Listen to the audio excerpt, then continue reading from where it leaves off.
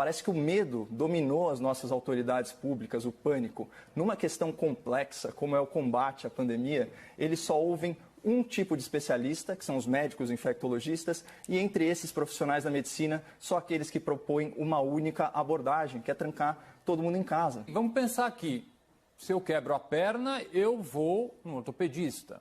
Um problema do coração, no cardiologista. Para enfrentar uma pandemia, acho, no mínimo, recomendável se ouvir quem? Infectologistas.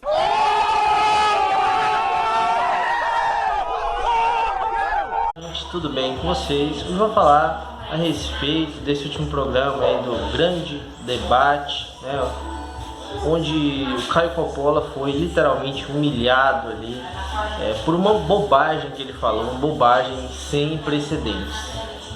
Esse último programa contou com a participação, além do Caio Coppola, né, ali para debater com ele, do Augusto Botelho. Então, vamos começar aqui falando sobre a fala, né, do Caio Coppola, né, a parte aí principal, a cereja do bolo, né, que diz muita coisa. Depois eu vou comentar um pouco mais a respeito dessa questão.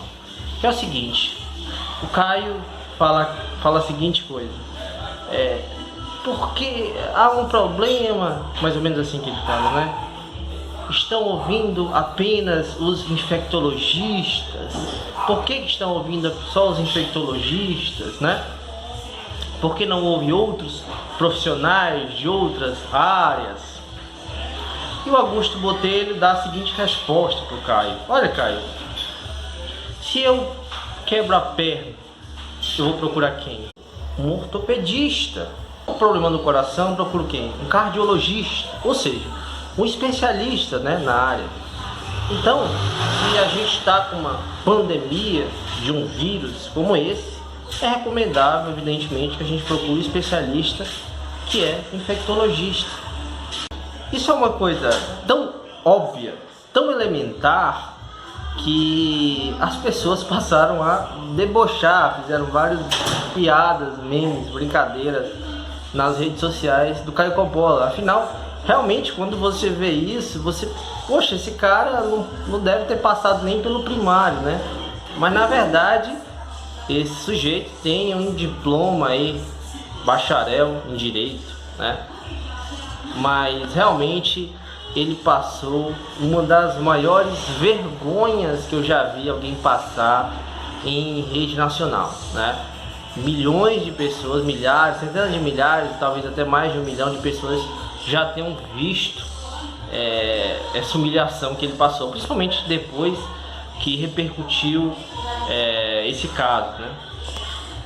Uma questão que eu gostaria de refletir muito que a gente vê, né, é o seguinte: a gente fala já aqui no canal, em outros veículos, sobre a questão da anticiência. A gente já viu vários exemplos nos últimos anos, campanhas anti-vacina, por exemplo.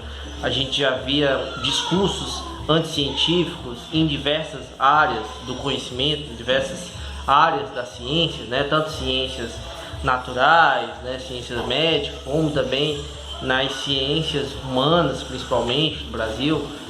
E a gente vem sempre mostrando e combatendo o discurso anticientífico e mostrando os perigos disso. E agora, frente a uma pandemia, a gente observa que as pessoas parecem que começam a entender melhor essa questão. Chegou numa situação tão extrema que esse discurso permaneceu. E esse discurso agora começa a assustar algumas pessoas que até pouco tempo parece que não ligavam muito, não achavam que isso era muito perigoso, podia fazer brincadeira com isso. Mas agora a gente vê que tem muitas pessoas que infelizmente ainda seguem esse tipo de coisa, né? E por um lado, isso tem um lado bom, chegar numa situação extrema, né, que é muito triste, evidentemente, mas o lado bom talvez seja que as pessoas tomem consciência do perigo que é esse discurso.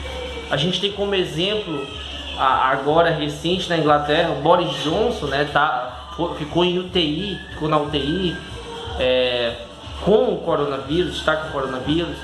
sendo que ele era uma das pessoas que fazia aquele discurso,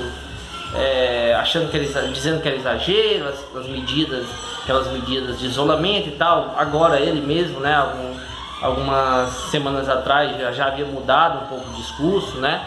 Mas ele é uma das figuras, tem diversos outros exemplos de figuras também que eram contra esse discurso, né, de isolamento social, essas coisas, e hoje muitos deles estão mortos, outros estão gravemente doentes com o coronavírus, né?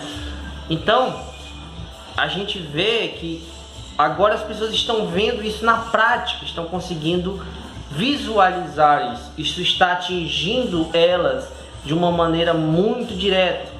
Então imagina você vendo pessoas próximas suas morrendo, amigos, familiares. Não tem como você dizer que aquilo é irreal. Não tem como você negar aquilo.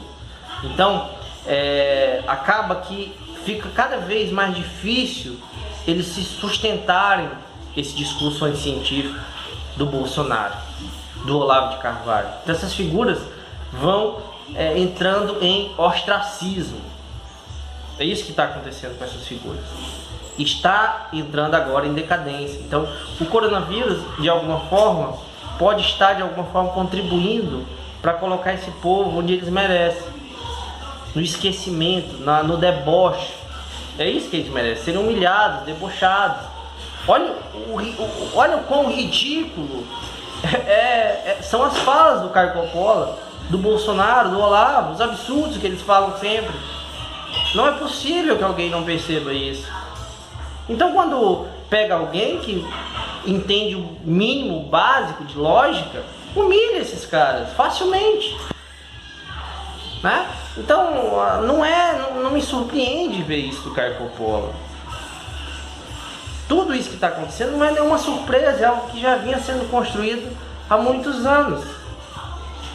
Mas agora ficou escancarado porque a gente chegou numa situação extrema. Então é isso, gente. Obrigado a todos e até mais.